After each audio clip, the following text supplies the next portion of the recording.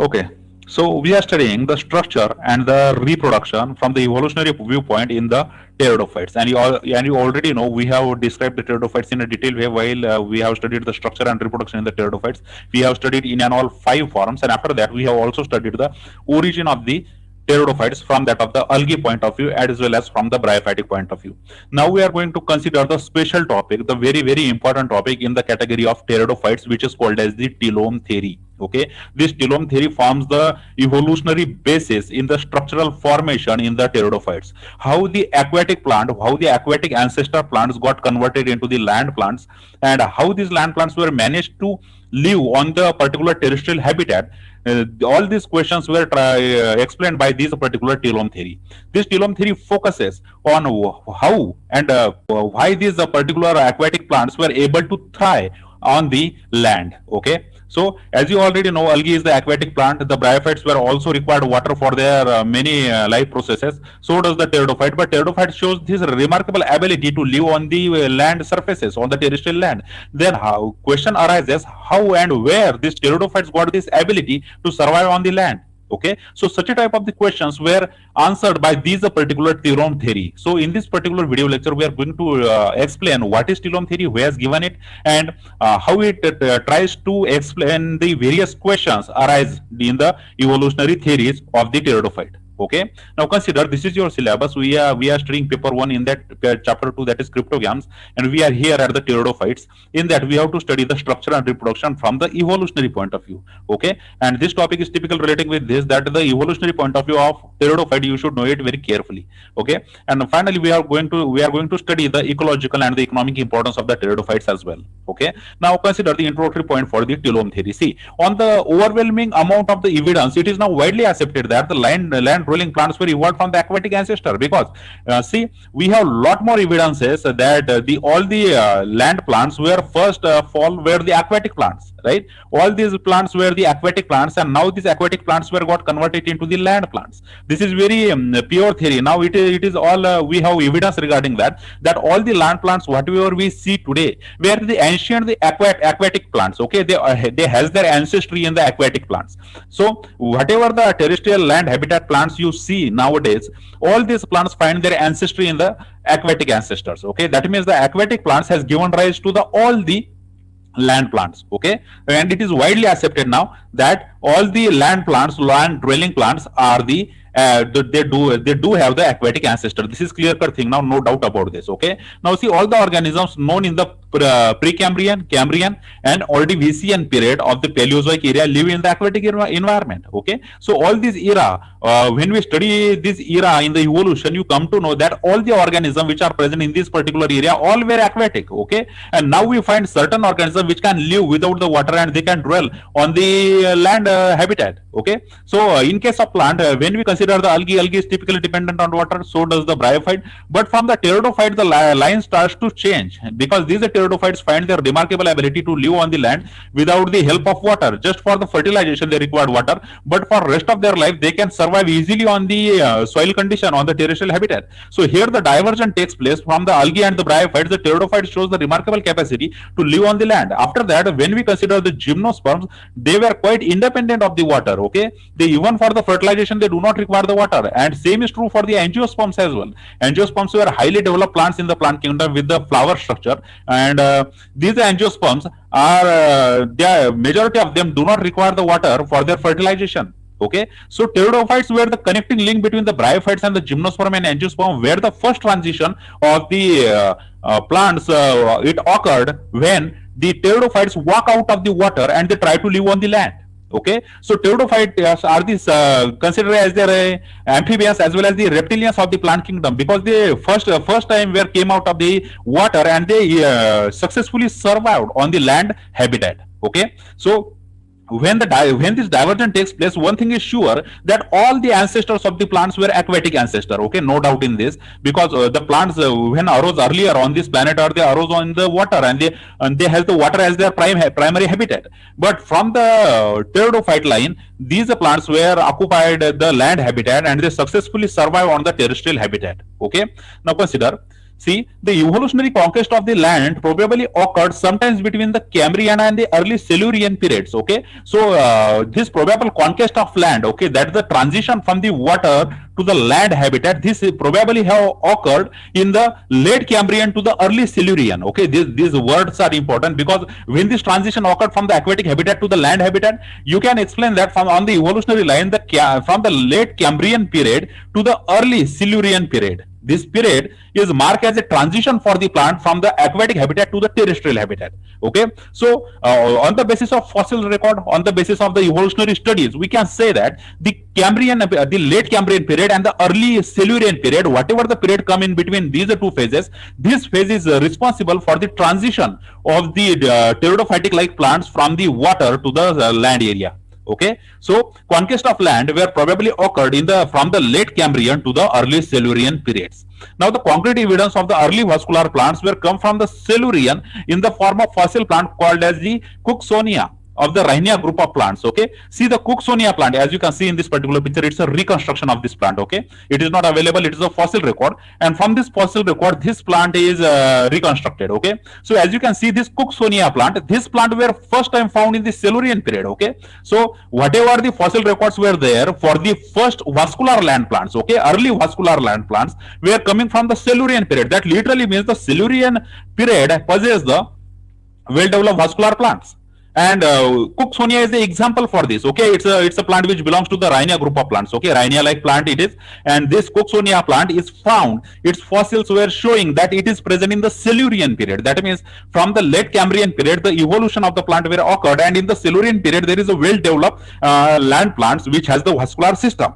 Okay, so Cooksonia is the good example for explaining how and why we are saying that the Silurian period has the land plants with the vascular tissues, because Cooksonia like plants were found out recently, and their reconstruction, when we reconstruct them, we came to know that the Silurian period is definitely having the vascular plants. Okay, like the early pteridophyte or the early vascular plants. Okay, now see the number of theories on the land plant evolution. Okay, now observe important word, land plant evolution, how the plants were came to the land and their evolution occurred on the land. Regarding this, many theories were put forwarded by the different authors. Okay, now out of which the Tilom theory of the Walter Zimmermann is the most comprehensive.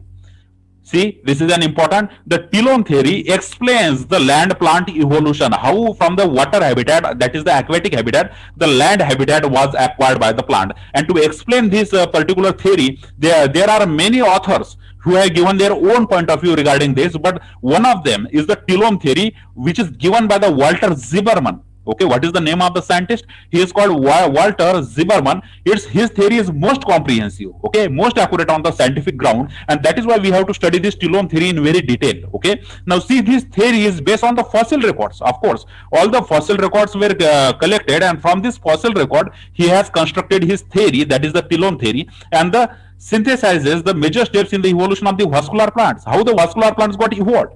To explain this, all these steps, these Tilom theory helps us. Okay, so because as you know, on the evolutionary line, algae do not have the vascular tissue, they do not possess xylem and phloem. Same is true for the bryophytes. Bryophytic plants do not show the presence of the xylem and phloem, but as we come to the pteridophytes, pteridophyte shows the less developed, but there is a presence of the xylem and phloem, that is the vascular tissue.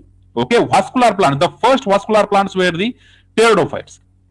And how these pteridophytes acquired these particular features? Okay, this is the main question in the evolution, because algae do not have it, bryophyte do not have it, but suddenly the pteridophyte on the evolutionary line possesses the vascular tissues, that is xylem and phloem. Although they are not that much developed, but they still possess the vascular tissue. So from where this vascular tissue came? How the transition from the water to the land area occurred?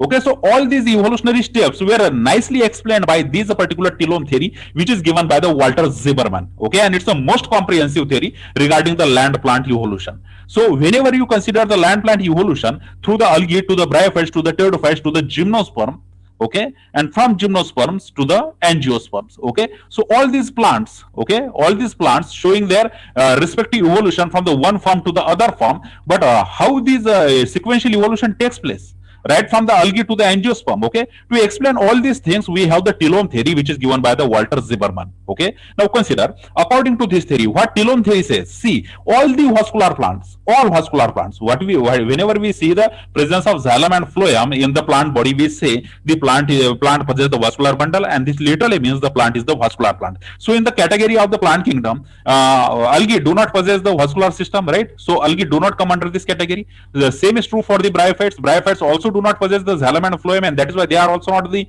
vascular plants. But the pteridophyte possess the vascular system. Gymnosperm possess the vascular system, right? And so does the angiosperms also possess the vascular system. So whenever we talk about the vascular plants, we are talking about the three groups: the pteridophytes, gymnosperm, and the angiosperm. Okay, so pteridophyte, gymnosperm, and the angiosperms are the main vascular plants. Algae and bryophytes do not come under the category of a vascular plant. So whenever we say vascular plant, talking about the pteridophytes, gymnosperm, or the angiosperms. Okay, now see, according to this theory, that is the telome theory, all the vascular plants evolved either directly or indirectly from the simple leafless rhinia type of ancestral form made up of the sterile and the fertile axis, which are called as telome. Okay, so what this theory is saying, see, important statement is here, that all the vascular plant, whatever you see on the present earth, that the pteridophyte, gymnosperm, and the angiosperms are the vascular plants. All these vascular plants, directly or indirectly, they were developed from the rhinia type of plant. Okay, as you already know, we have studied the rhinia, and we do not have much knowledge about its gametophyte, but we have the sporophyte, as you can see in this particular picture. It's a leafless, okay, it's a leafless rhinia type of plant, where the ancestral stock for the development of the vascular plants, whatever the latest vascular plant we see on the mother earth, that is the pteridophyte, gymnosperm, and the angiosperm, all these vascular plants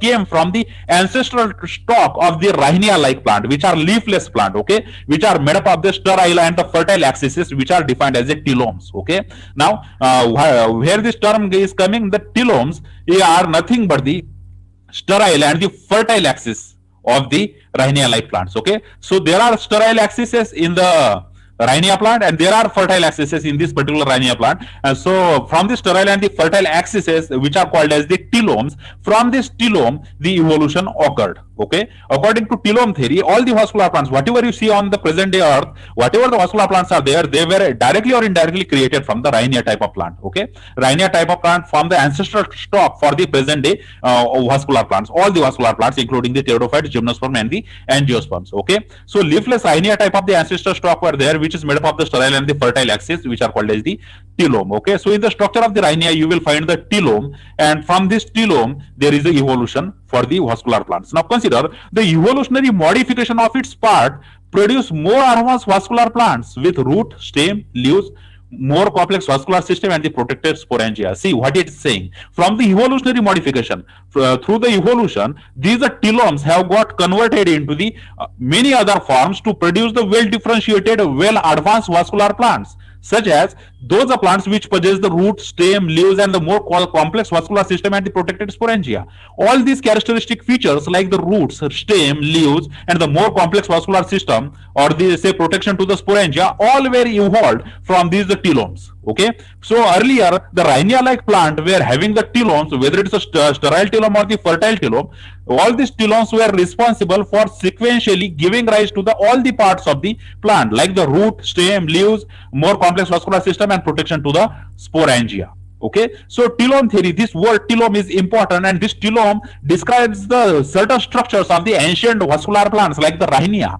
Okay, rhinia plant is a leafless plant, and it is showing the sterile and the fertile telomes. And according to the telome theory, according to Walter Zimmerman, these all telomes are responsible for the for giving the differentiation in the plant body to create the root, stem, leaves, and the more complex structures, whatever we see in the present day vascular plants, that is pteridophyte, gymnosperm, and the angiosperm. Okay, now consider, see, the telome is defined as the single curved ultimate terminal portion at the base or at the apex of a dichotomizing axis. That is, it is at the point of the most distal dichotomy of the tip of the branch. Now understand this, what are the telomes? Okay, so whenever we draw the rhinia like plant, okay, we have to draw the telome. Observe this. See, telome is defined as the single curve ultimate terminal portion. What it is a terminal portion on the body of the Rhinia-like plant. Okay, now observe this in this particular diagram. This terminal portion may belongs to the base or at the apex as well. Okay, now observe this at the apex. Whatever you see, these are called as the fertile telome. So it's a telome. Okay, this portion is considered as a telome. Observe, this portion is a telome. Okay, so whatever the terminal, whether it's coming at the apex, it is called as the telome, and if it is coming at the base, ultimate terminal portion at the base, it is also called as the telome. Okay, so at the base you will find the telome, at the apex you will also find the telome. So telome may be defined that it's a curved structure. How structure? The curved structure. See, observe here, it's a curved structure, and these curved structures, whether it is coming at the apex or whether it's coming at the base, in the both the ways, these are showing the presence of the telome. Okay, so telome can be present at the apex, telome can be present at the base. Just you have to find the curved ultimate terminal portion. Okay, the terminal portion which got curved, okay, of the dichotomizing axis. Okay, so it's a dichotomous axis. Okay, like this is the main axis, and in this axis, whenever you find the curved structure at the terminal end, whether it is at the base or whether it is at the apex, it is called as the telome. Okay, so at the distal end you will find the telome, at the basal end you will also find a telome. Okay, now consider the connecting axes between the dichotomies are called mesomes. See the connecting axes. See, this is the telome. Okay, and this telome is connected with the lower telome by a another axis. The connection is here, it is called as the mesomes. Okay, so whatever the telomes are there which is showing the connecting axis. Okay, so axes are dichotomizing, that means they are separating from each other at the apex. So whatever the connecting link between the dichotomous axis, these connecting links were called as the mesomes. So it is very important to understand what is the difference between the telome and the mesome. Telome where the apex structure or the basal portion which shows the curvature. Okay, so telomes were always present at the apex or at the base when there is a curved structure in the axis. And what are the mesomes? Mesomes are nothing but the middle portion which are connecting the curved branching or dichotomous branching. Okay, so there are telomes at the apex, and in between there are the mesomes. Okay, so functionally the telomes are of two types. There are two types of the telome occurred. First is called as the fertile telome, and second is called as the sterile telome. As you can observe here, we have labeled as the fertile telome, right? And here we have labeled as the sterile telome. Just by looking at the diagram, you can understand why we are calling the one thing as a fertile telome and other as a sterile telome. Although both are showing curvature and both are showing the dichotomous branching there. Okay, and it is already present at the apex, so we can explain them as a telome. But in the telome category, again we have the two types of the telome. First is the fertile telome, and second one is called as the sterile telome. Okay, so what are telome? Telomes are nothing but the apex and the basal portion which has the curvature. Then the mesomes are the connecting part of the central axis. While there are two types of the telome, one is called as the fertile telome and the other is called as the sterile telome. Okay, now let us consider the fertile and the sterile telome. See, if the ultimate branch terminated in the sporangium, that is the reproductive structure. Okay, if the ultimate branch, this branch, it terminates in the sporangium. Observe, both these branchings were ending in the terminal portion, ending in the sporangium at its apex.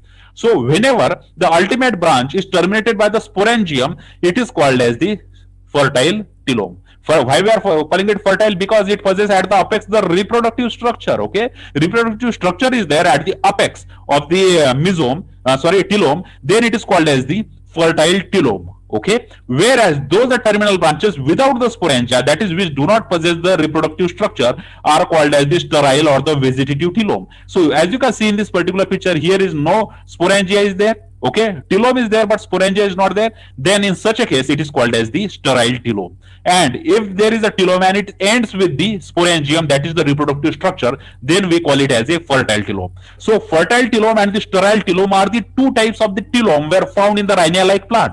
Okay, fertile telomes are those telomes which possess the sporangia at its apex, while the sterile telomes are those telomes which do not show the presence of sporangium at its apex. Okay, so now understand the next point. See the several telomes. Okay, many telomes, either fertile or sterile. Okay, telomes may be fertile or sterile. All the several of these telomes may become grouped together. That is, they came together by connecting the mesomes to form the more complex structure, which is called as the syntelome or the coelom truss. Okay, this is important. This coelom truss term is very important because we are going to use this many times. Okay, now what it is saying, the several telomes, okay, several telomes, whether it's a fertile or sterile, it doesn't matter. Several telomes may group together by connecting the mesosomes, okay. So whatever the mesosomes are there, if all these mesosomes are got connected together, okay, and they came together like this, okay, and all the above telomes were grouped together like this, okay, then there is a formation of the structure which is more complex structure, which is called as the scintillome.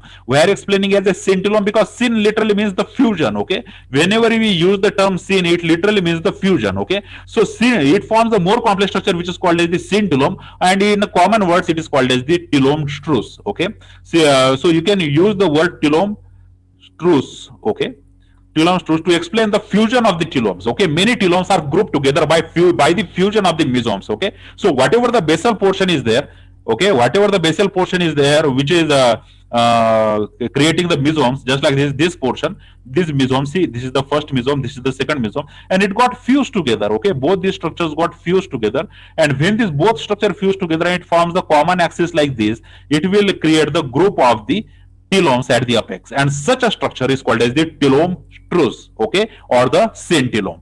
Now consider this scintillome is called as the phyloid strus if composed of a sterile and the vegetative telome. It is very important. You should understand why we are calling it as a phyloid strus, because when all the strus or the scintillome, when it is got created out of the sterile or the vegetative telomes, it is called as the phyloid strus, okay, or as the fertile strus when it is composed of only fertile telomes, okay. So scintillome, how scintillome got formed, you already know it, but if it is made up of the sterile telomes only, then it is called as the phyloid strus, okay. And if it is only made up of the fertile telomes, okay, if it is only made up of the fertile telome, it is called as the fertile strus, okay. So both the terms you have to remember carefully, or it can be the mixed telome strus as well, okay. In the mix, you already know what it will mean, that when made up of the both type of, that is sterile and the fertile telome, okay. So when the sterile telome and the fertile telome mix together to create the scintillome, it is called as the mixed telome, okay. And only if the fertile telomes were there, it is called fertile strus, okay. And only if there are the sterile telome or the vegetative telome, it is called as the phyloid strus, okay. So three type of strus. First is called as the phyloid strus, then fertile strus, and third one is called as the mixed strus, okay. All you have to remember, when we call it phyloid strus, it is made up of the sterile or the vegetative telome only, and if we are calling it as a fertile strus, it is made up of the fertile telomes only, and if it is made up of the mixed telomes, or if it is made up of the sterile as well as the fertile telomes, then we called it as a mixed telome strus, okay. Now see, according to Zimmerman, these are telomes or the telome struses. All these telome struses, okay. You have to remember carefully. Three types we have already understand. The phyloid strus, okay. Then the second one is called as the fertile strus, okay. And the third one is called as the mixed strus, okay. And you already know what is the difference between three, okay. Phyloid strus, when we called it as a phyloid strus, it means it is made up of the sterile telomes. Fertile strus literally means which is made up of the fertile telome, and mixed strus, which literally means the presence of both fertile as well as the sterile telome. So according to the Zimmermans, all these telomes or the telome struses, all these telome struses of the primitive Rhynia type vascular plant have been subjected to the certain evolutionary processes in the varying degree among the various taxonomic group. See what it is saying, it is very important structure, important statement to understand, that according to Zimmerman, whatever the telomes are there, or whatever the telome strus are there, okay, whatever the telome is there or whatever the telome strus are there, these structures undergo the certain evolutionary processes, okay. All these structures, telomes or the telome struses, these structures undergo the evolutionary processes, and in this evolutionary process they have created the different structures which are later found in the pteridophyte, gymnosperm and the angiosperm. So according to Zimmerman, what is the central line in the telome theory is that they are saying that the telome or the telome strus structures has been the ancestral stock for the creation of the root, stem and leaves or the vascular bundle which is found in the today's vascular plants, that is pteridophytes, gymnosperm and the angiosperm. So these all important structures which are called as the telome, then the phyloid strus, fertile strus or the mixed strus, all these structures have undergone the evolution, okay. these structures have undergone the evolution and responsible for the creating of the certain advanced structures in the plant bodies of the pteridophyte, gymnosperm, and the angiosperm. Okay, and there were the certain evolutionary processes which are occurred in this telome and in these struces, which are responsible for the creation of the advanced characteristics. So, what are these processes? Okay, what type of processes actually occurred in these all these struce or in the telome? Okay, let us consider them one by one. Observe. See, these evolutionary processes can be grouped into the five categories. First is called as the overtopping, second is called as reduction, third is called as the plantation, fourth is called as syngenesis and the webbing, and the fifth is called as the curvation. So by all these five processes, these are telomes or these are telome struce. Okay, so telome and the telome struce got converted into the advanced structures under the some kind of evolutionary processes which are called as overtopping, reduction, plantation, synthesis, and the syngenesis and the webbing and the curvation. Okay, so all these five processes are responsible for the conversion of this telome or the telome struce into the more advanced structure. Okay, now consider. See, the first process is called as the overtopping. Now, let's understand what is overtopping. Now, in this process, one of the two dichotomizing branches of the primitive axis produced by the apical meristems outgrows or overgrows the other. Now, see, very important how the overtopping takes place. See, in this process, one of the two dichotomizing branches, okay, one of the two, okay, see, if you consider these are two dichotomizing branches, one of these are two branches, okay, out of these two branches, one branches of the primitive axis produce an apical meristem. Out of two, one will produce the apical stem, and it will outgrow or overgrow the other. Just as you can see in this particular picture, it is outgrowing this one. Okay, it is outgrowing this one, and it is getting larger in size. Okay, like this. So in dichotomizing branching, in this particular branching, if there are two branches, the one branch will create the apical meristem, and this apical meristem will responsible for the outgoing of that branches with that of the other branches. It is outgrowing this particular branch. Observe in this second picture. Okay, so the second branch is growing upward like this, and it is outgrowing the first branch. So first branch is remaining at the lower side, while the second branch is going to the upper side. So in the overtopping, as the name suggests, overtopping, in the process of overtopping, whatever the dichotomizing branches were there, one of these two branches got the apical meristem, and the one branch is outgrowing the other branch. Now what will happen when the one branch outgrows the other branch? See, the larger axis thus become the stem. Whatever the larger axis were created there, it will become the stem. What it will become? The larger axis which has created the apical meristem, it will become a stem, while the shorter branches or the overtop branches will represent the beginning of a lateral branches or leaves. These will act as the lateral branches. Okay, these will act as a lateral branches, or this can even act as a leaves. Okay, and whatever the longer length branch is there which is outgrow this particular short branch, it is act as a stem. So this is how out of the dichotomizing branching, the stem is got created and the leaves are got created, or the lateral branches are got created. Okay, now the earlier dichotomy will be transformed to the pseudomonopodial branch. Okay, so earlier what we have here dichotomy, but now we have the pseudomonopodial branch. Generally, as you already know, what is monopodial branch, which has the one single axis, right? And this is called as the pseudo monopodial branch because it is in a developmental stage. Okay, it is not the complete mature branch, and hence we are explaining as a pseudo monopodial branch. So the pseudo monopodial branch is got created out of the dichotomy. Okay, whatever earlier what we have the dichotomy, but due to the overtopping process, there is a creation of the stem and there is a creation of the lateral branches or the leaves,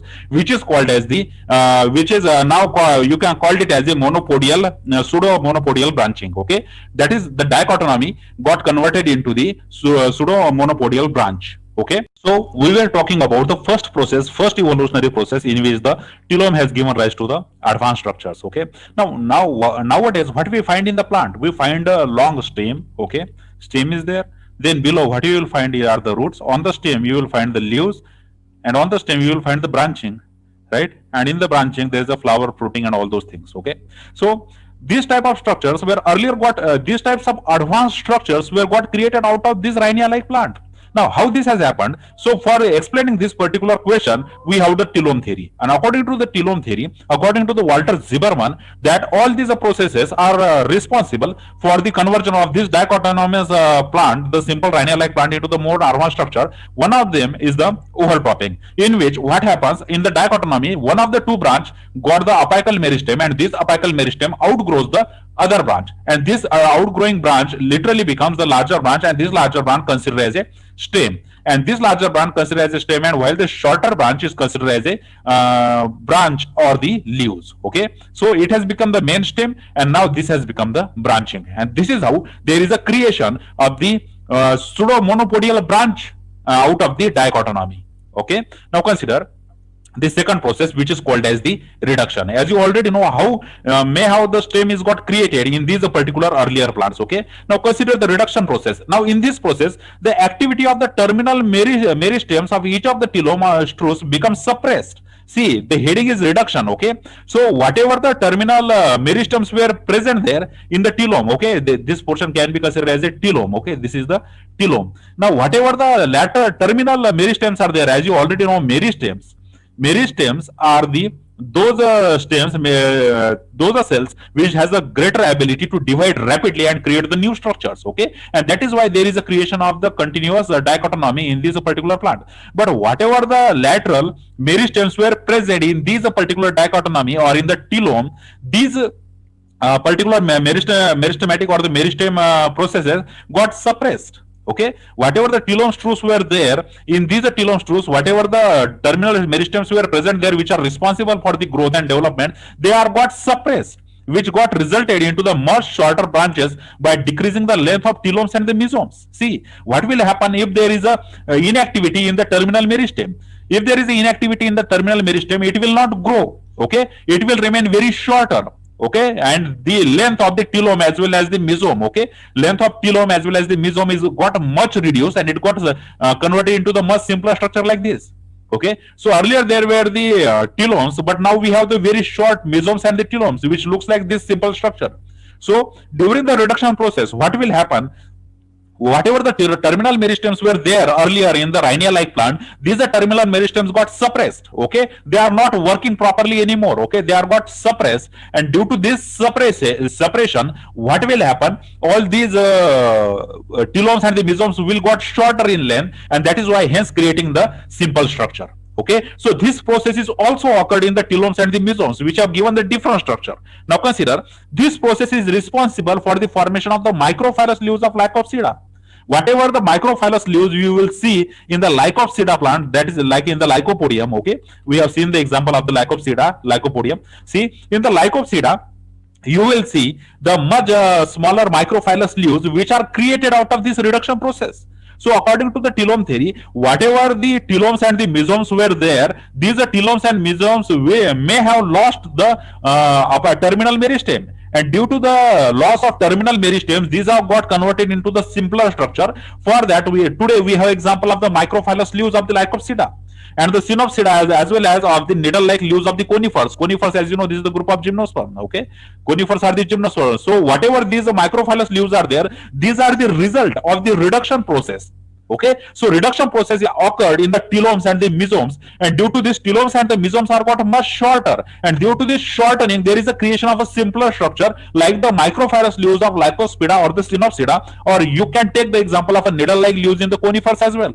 So all these leaves, the microphylous leaves, are the result of the reduction in the telomes and the mesomes. Okay, so how the stem is got created, we have explained this by the process of overtopping, and how the microphylous leaves are got created, we have explained this by using the reduction process. Okay, so reduction as the evolutionary process were there to create the more simpler structure like the microphylous leaves of Lycopsida and the Synopsida, as well as some members of the conifers. Okay, now consider the third evolutionary process, which is called as the planation. Now see, the process of planation caused the telomes and the mesomes of the truss to shift from the three-dimensional pattern to the single plane, that is the fan-shaped dichotomy. Now this is very important, observe this. Okay, now see, the what happens in the planation process, whatever the telomes and the mesomes were there, they got shifted from the three-dimensional pattern. If you observe this particular rhinia plant, okay, observe this is a rhinia plant, and if you see this particular plant from the one angle, you will miss some of the portion of this plant, because some of the portion, just like if you are standing right here, okay, you are standing right here, and you are watching this branch, okay, you will see this branch, but not this branch, okay. So it is creating two-dimensional, three-dimensional structure, okay. The parts are hiding in one above the other, or one behind the other, okay. So it is a 3D type of structure. Three-dimensional structure is there in the earlier rhinia-like plants, but due to the shifting of the telome and the mesomes, the telomes and mesomes got shifted in such a way that these three-dimensional structure got converted into the single plane. That is 1D structure, one-dimensional structure. It is like this. Understand this. See, this is the dichotomous branching, which is the 3D branching, okay. So 3D branching were there, and all the branches you cannot see from the one angle, okay. But this 3D branching got converted into the one-dimensional structure like this, okay. So in a one plane, they all came, and if you observe this particular diagram from the one side, you can clearly observe whole of the structure, okay. So in the planation process, what has happened, the planation occurred, okay. Plane area you can see from the one angle only, and from the single plane you can observe whole the plant, okay. So in the planation process, the telome and mesomes has shifted their position, okay. Whatever the complex telome and the mesomes were there, these are telomes and mesomes have shifted their position to the single plane, and hence there is a formation of the fan-like dichotomy, okay. As you can see, this looks like a fan whole structure which is present on the axis. So fan-like dichotomy is created out of these planation processes, okay. So planeness occurred, okay, not the complex structure, but there is a plane structure now. And how this planation occurred, the telomes and mesomes have shifted their position, right, and due to this shifting, the earlier three-dimensional structure, 3D structure got converted into the single plane, okay, which is resulted into the fan-shaped dichotomy. Now see, this the process of infilling of the photosynthetic and the other tissue between the planetary branches is called webbing. This is very important. Understand the webbing. See, whenever the 3D structure, that is the three-dimensional structure, got converted into one-dimensional structure, that is in the single plane, whatever the in-between portion, observe, this is the blank portion between these two, okay. But due to the shifting of these particular mesomes and the telomes, this has created the one structure, the fan-like structure like this, but this area is blank, and this blank area is filled with the photosynthetic and the other tissue. So you can observe now, see, this is the blank area like this, but this has got infilled with the photosynthetic tissue, or you can say the other tissue. Now when we fill this particular blank area with the photosynthetic tissue or the other tissue, what structure it will create? See, all the blank portion were infilled with that of the photosynthetic tissue, or say the other tissue. Now observe the complete structure. It will got converted into the completely the fan like leaves, okay. Observe this. Now it will look like fan like leaves, okay. So it is looking like a complete leaf now, okay, which is present on the single axis. So this is how the webbing occurred there, okay. Whatever the blank spaces were there, photosynthetic and other tissue were embedded in this blank tissue through the process of evolution, and this embedding or this infilling of the photosynthetic tissue or the other tissue is called as the webbing, which have led to the evolution of flattened leaf-like structure. Hence, the flat leaf-like structure. Now you can see, observe whole this leaf. It can be considered as a flat leaf, okay. So flat leaf is got created out of this webbing process, which is occurred in the planation, okay. Planation as the evolutionary process in which the 3D structure got converted into the 1D structure, and whatever the remaining blank spaces were there, due to the process of webbing, this has got created into the flat leaf-like structure with a dichotomously vein lamina. See, observe this. Now, what we are calling it? We are calling it as a lamina. As you already know, we use this lamina word to describe the leaf. Now, today's angiospermic leaf is divided into the three parts. Okay, the first part is called as the base. The second part is called as the petiole, right? And the third part is called as the lamina. So, the main portion, the photosynthetic portion, this portion is considered as a lamina. this stalk is considered as a petiole, and then we have the leaf base here. So leaf base, petiole, and the lamina, all these three structures constitute the leaf of present day angiospermic plants. Okay, so here the lamina is got created like this by infilling of the blank tissue in the process of called as the webbing. Okay, which is also a result in the formation of veins in between. Okay, so when, of course, when we say the leaf, there is a presence of the venation, whether it's a parallel venation or the reticulate venation. So the creation of the leaf-like structure were occurred in the process of planation and through the process of webbing. So planation and the webbing are responsible for the creation of the leaf-like structure out of the 3D structure. Okay, now it became very plain and flat structure which looks exactly leaf-like. Okay, so please remember the planation and the webbing. Okay, the fourth evolutionary process regarding this is the syngenesis. Now see, what is syngenesis? Here the tangential fusion of the mesomes and telomes takes place. As you already know, syn means fusion. Okay, genesis means creation. So whatever is created out of the fusion it is called as the syngenesis. So the tangential fusion occurred between the mesosomes and telomes. Okay, so whatever the mesosomes were there and whatever the telomes were there, these mesosomes and telomes got fused together. What occurred? The mesosomes and telomes were got fused together, and the lateral fusion of the sterile vegetative telome and the mesosome resulted in the complex anastomizing vascular system of the stem. Very important. See, for example, the polystylic condition in Selaginella. See, what they are saying, the lateral fusion. Lateral fusion of the sterile vegetative telomes. Which telomes? Sterile vegetative telomes with that of the mesosomes. Okay, so this is, you can consider this as a sterile telome because it does not possess any sporangia. This sterile telome fuses with the lateral mesosomes, and this results in the formation of the more complex vascular system. Okay, it has created the vascular system. That means xylem and phloem created out of it. So syngenesis process is quite responsible for the creation of the vascular tissues in the plant. And how these vascular tissues were got created? By the fusion of the mesosome and the telome. So the lateral sterile vegetative telomes and the mesosome got fused together, and they have created the vascular systems in the stems. Okay, which is can be found in the polystylic condition in the Selaginella. So in a overall topic, we were saying that how the stem is got created, right? In the reduction process, we have in detail elaborated how the leaves may have got created. Now, in the syngenesis, what we are talking about? The syngenesis is saying that there is a fusion of the telomes and the mesosomes, which has created the more complex structure, which is called as the vascular systems of the stem. So, xylems and phloems, whatever the vascular system is there, see, observe this A diagram. Here you will find a very simple type of axis, but in the B, when it got transformed due to the fusion of the mesosome and telome, it is now showing the more complex structure. Okay, many layers were there in the axis now. Okay, and same is true for the next C diagram. Okay, it is getting more and more complex, more and more fusion is occurring there, and due to this fusion there is a creation of the vascular tissues which can be found in the polystylic condition as in the Selaginella. Okay, now consider the fusion of the fertile struts. Okay, the fertile struts with their terminal sporangia resulted in the formation of synangia of coleotom. This is very important. See, in the syngenesis, not only the sterile struts were fused with the mesosomes, but the fertile struts were fused with the sporangia.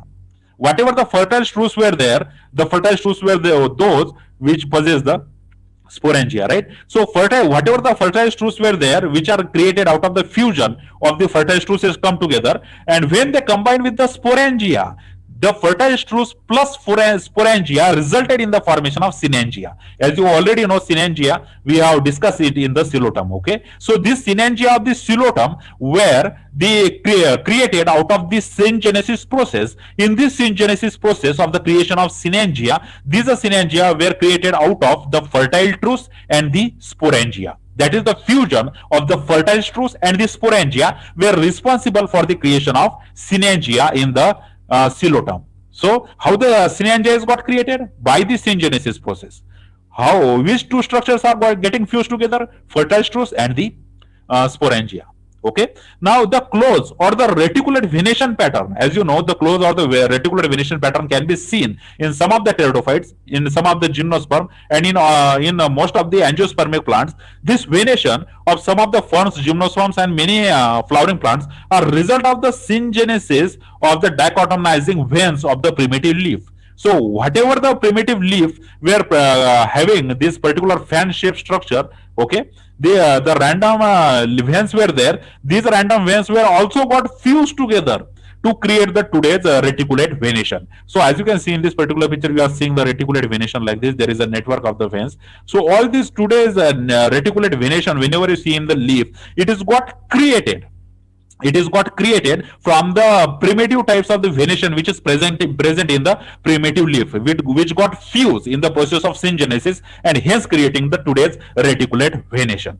All right. Now consider the next one, that is the curvation. So fifth evolutionary process, which is called as the curvation. Now see what happens in a curvation. See, this evolutionary process is caused due to the unequal growth of the tissue on the opposite sides, okay, on two opposite flanks of the telomes. Okay, see, this is the telome, and found in these are two opposite sides. If there is an unequal growth of the tissue, it will result in the formation of curvation. Okay, it will form the curve. Okay, it has a two sub processes. See, the first process, it is called as the recurvation. The first process, in this sub process, the telome bends inward towards the axis. Observe in here, the telome is bending inward like this, but here you will find the upward telome. But in the process of recurvation, what will happen? There is a development, there is a curvation in the inward way towards the axis. Okay, the inward projecting sporangia of the sporangiophore of equisetum is result from this sub process. See, in the equisetum, what we see, the sporangiophores which are bended inward like this. Okay,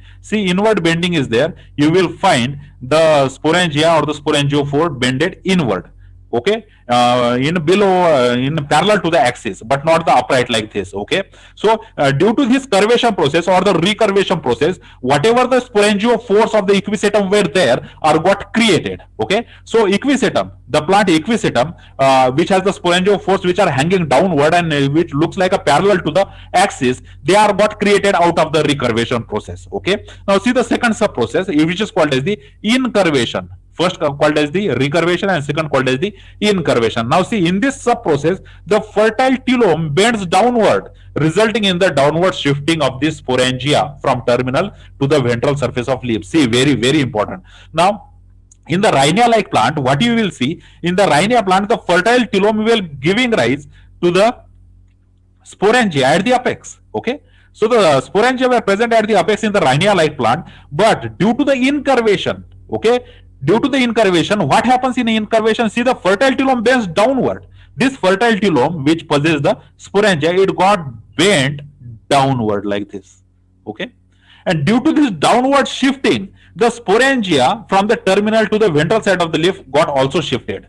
That is, nowadays we find on the ventral surface, you will find the spores or the sporangia of the certain ferns. So whatever the sporangia were terminal to the ventral side of the leaf, they got shifted. Okay, downward shifting occurred there. Now this sub process is responsible for the formation of a ventral position of the sporangia in the ferns. Okay, in a Pteropsida, you will find there is a ventral position of the ventral position of the sporangia on the leaf. Okay, so in the many ferns, you will observe there is a sporangia which are present on the leaf, but they are present on the ventral side. And why they are present on the ventral side? Because incurvation were occurred throughout the process of evolution, and due to this incurvation, there is a formation of the spores or the sporangia on the ventral surface of the leaf in some of the ferns today. Okay, so this is how this incurvation is responsible for shifting the particular sporangia position. Now, when we have talked about all these five processes were responsible for the creation of an advanced type of plant from the ancient Rhynia-like plant. Okay, so ancient times we have Rhynia-like plant. In that we have the telomes and the mesomes. In that we have the fertile telome and the sterile telome. Right. So many structures got created out of it, and these structures subsequently through the evolution by using these five processes got converted into the various structures which is found in the today's vascular plant, which are called as the pteridophytes, gymnosperms and the angiosperms. Now see, this telome theory can be also applied to explain the many structures which are developed in the process of evolution in the pteridophytes. See, the telome theory can be applied to interpret the evolution of Synangium in Coeloton. As you already know, we have discussed this example, that in a Coeloton, the Synangia is got created due to the syngenesis process, that is the fusion process, right? But see, in the detail, when we see the overtopping, reduction, and the syngenesis have combined to produce the synangium of the coelom. So whatever the synangium is present in the coelom, this synangium were created out of the three process, evolutionary process. These are called as the overtopping, reduction, and the syngenesis. So overtopping, reduction, and the syngenesis, all these three processes were responsible for the creation of synangium in the coelom. See, initially what have happened? See, the overtopping occurred in the aerial branches of Rhynia type plant. Okay, what happened at the earlier in the first step, that there is a occurrence of the overtopping in the aerial branching. And as you know, what is overtopping? There is a one branch which outgrows the other branch and act as a stem, while the shorter branch act as a branching or the leaves. Okay, so overtopping were occurred at the first place of the Rhynia like plant to form the pseudo monopodial branching system. So first, what happened in the evolution? The pseudo monopodial branching got created by the process of the overtopping. Okay, with lateral having the three-dimensional dichotomously branched fertile and the sterile telome structures. That is, 3D structures were present there, and in this 3D structure there is a presence of the pseudo monopodial branching, and pseudo monopodial branching is created out of the process of overtopping. So as the overtopping occurred, there is a formation of pseudo monopodial branching. That is, there is a one axis and there are the lateral branches. Okay, so axis and lateral branches were there, and this axis and the lateral branches are created out of the overtopping. Now let us see what happens in the second step. Then, due to the continuous reduction, what happens next is the reduction in both the telome structures. The sporangia were placed in a condensed cluster and become proximal to the main axis. Now the reduction occurred, and as you know, in the reduction, the simpler structures got created. That is, both the telome structures, that is the fertile structures and the sterile structures, got reduced. And due to this reduction, the sporangia were placed as a condensed cluster. That is, they were condensed to form the one structure like this. Okay, so they were got condensed and they are created into the cluster and they become proximal to the main axis. That is, they are present only on the main axis and not on the lateral branches. Okay, so before, in the Rhynia like plant we have the lateral branches, but due to the overtopping there is a formation of one main branch and there is a formation of lateral short branches. Okay, after this overtopping, what happened? There is a reduction and all these sporangia got concentrated to the main axis only. They have got condensed, they got condensed into the cluster and become proximal to the main axis only. Now then further reduction occurred in the fertile telome, which allowed sporangia to become close contact with each other. Okay, so sporangia were due to the further reduction, that is losing of the tissues, these sporangia were came together very close enough. Okay, allowing the syngenesis. That is, when these sporangia were came together, there is a occurrence of the syngenesis, that is the fusion of these sporangium. Okay, to result in the formation of synangium. So the fusion of the many sporangium results in the formation of synangium. Okay, so synangium is got created out of these particular many sporangia. So sporangia, due to the process of the overtopping, due to the process of reduction, and due to the process of syngenesis, finally got converted into the synangia. Okay, so first of all, there is a occurrence of the overtopping, right? Then there is a reduction in the tissue, right? And after the reduction there is a syngenesis. Okay, syngenesis occurred there. So in these three processes, by using these three processes,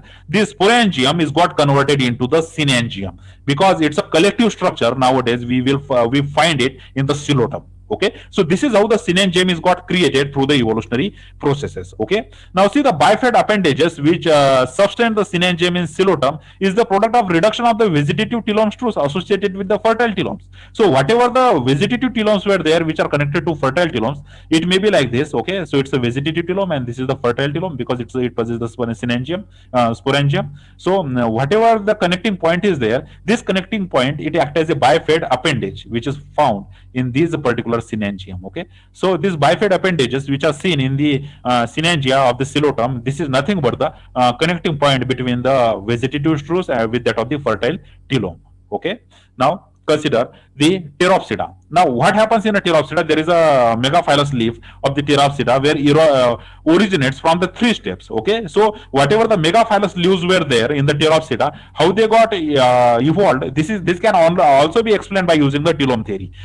For this process we have the three processes which is called as overtopping, planation, and the webbing. Okay, so during creation of the synangia, we have the three evolutionary process is there. First is called as the overtopping, second is reduction, and third is the syngenesis. But when we talk about the megaphylous leaves, okay, whatever the megaphylous leaves were present today in the pteridophyta, these are created out of the three processes, which is called as overtopping, then the planation, and then the webbing. And I'm assuming that you already understand what is overtopping, what is planation, and what is webbing. So we will not explain these meanings of this topic anymore. Okay. Now see, by overtopping, the original dichotomous branching changed to the monopodial, pseudo-monopodial branch. Of course, in a overtopping process, the pseudo-monopodial branching is got created, and the main stem and the lateral branches also got created. This is what the overtopping process do. It convert the dichotomous branching into the pseudo-monopodial branching and the lateral branching. Right. Now in the second step, see, now the lateral telomes. Okay, whatever the lateral telomes and the mesones were there, which were originally the three-dimensional structures, they become the one-dimensional in the process of planation. As you already know, in the process of planation, the 3D structure is got converted into the 1D structure, and the simple structure of the leaf is got created there. Okay. Now, after that, see, the planted telomes, which have come closer of flattened leaf-like structure with the number of tree ending veins by the webbing through the infilling of the photosynthetic and other tissue between the planted telomes and the mesome. Okay, so in the planation process, whatever the blank area were there, this is a blank area were filled with the photosynthetic tissue and the other tissue, which results in the formation of the leaf-like structure, and the webbing occurred after that. Okay, and in the process of webbing, there is a formation of the veins. There is a fusion of the veins, and there is a formation of a complex venation. Okay, so webbing occurred and in the webbing, what has happened? The infilling of the tissue is there. Okay, infilling of photosynthetic or the other tissue is there, which is created the leaf-like structure, and further the reticulate venation pattern was obtained in some of the Pteropsida due to the syngenesis of the dichotomizing veins. Okay, so whatever the dichotomous veins were earlier present there, the syngenesis occurred in them, and the complex reticulate venation were created. Okay, so this is how the megaphylous leaves were created in the Pteridophyta. Okay, through the process which is called as the overtopping. First happen is the overtopping, then what happens is the planation. Okay, in the planation, the sub process webbing is also occurred. Okay, and finally the syngenesis also occurred, and through these three processes, they are having creation of the megaphylous leaves. Okay, so this is how the megaphylous leaves in the Pteropsera is got created. Okay, see, the UPSC mains can ask you the individual question regarding that, how the megaphylous leaves were created out of the simple primitive dichotomous branching in the Rhynia. Okay, in that sense, you have to give these all three processes accurately. Okay, what are the three processes? Overtopping is there, planation is there, and syngenesis is there. Okay, and in the planation, you have to mention the webbing as well. All right, so this is how the megaphylous leaves what got created in the earlier plants. Okay, from the earlier Rhynia-like plants. Now consider in the Synopsida members, see the chief trends of the origin of sporangiophore. Okay, now let us consider the origin of sporangiophores in the Synopsida, in the where it is due to the recurvation and the syngenesis. What has happened? The recurvation occurred and the syngenesis occurred, and due to this recurvation and the syngenesis, it results in the pillet structure with the reflex sporangia like this. Okay, so pillet like structure with the reflex sporangia were created due to the two processes. First is the recurvation, which is the part of curvation, and the syngenesis, which is the fusion. Okay, now here the fertile telome spruce followed recurvation, which has been evident in many fossil members of the Synopsida like Henia and the Camelophyton. Okay, so these are the fossil members of the Synopsida, which is called the Henia and the Camelophyton. These are showing the intermediate links, how these sporangiophores got created, and these are sporangiophores of the Synopsida were created just by the using two processes, the recurvation and the syngenesis. Okay, now consider subsequently the pillet, whatever the pillet were form of the sporangiophores with reflex sporangia have evolved due to the syngenesis, that is the fusion occurred there.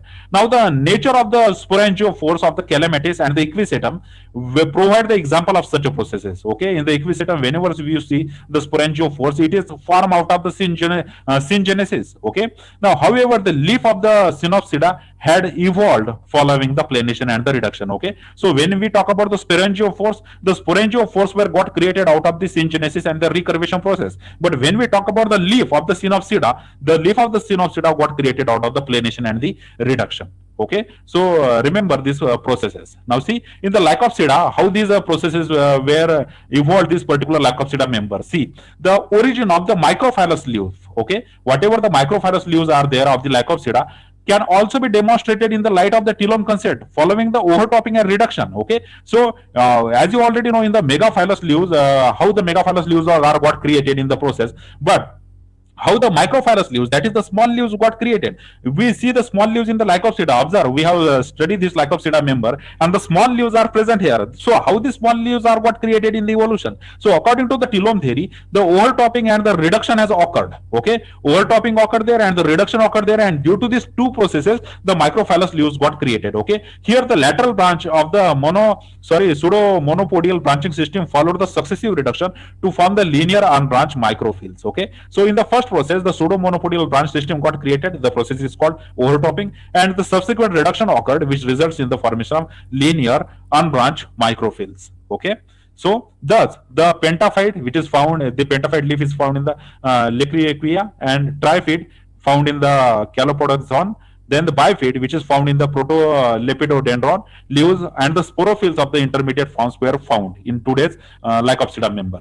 Right. See, however, the stages of the successive reduction of the leaves do not coincide with the ages of the fossil plant. Now, this is the common problem. Okay, successive reduction in the leaves, how it occurred? For that, we do not have the complete links. Okay, so some fossil links were still missing. Okay, and the research is still going on. And whenever we find the new fossil record, the successive links can be found out in the future as well. Okay, now consider, for example, the microphylls of the upper Devonian lycopods. Okay, so whatever the microphylls which are found in the upper Devonian lycopods, which are present in the Devonian time, okay, are reported later in spite of their primitiveness than much reduced initiation advance of the lower Devonian Zosterophyllopsida. So this is contrasting. Okay, that is more advanced, that is which are showing the initiation. Okay, we are going to see the initiation theory as well. So understand this. See, the much reduced the initiation were there, which is considered as the advance of the lower Devonian period. So advanced form were found in the lower Devonian period, and the upper Devonian period is showing the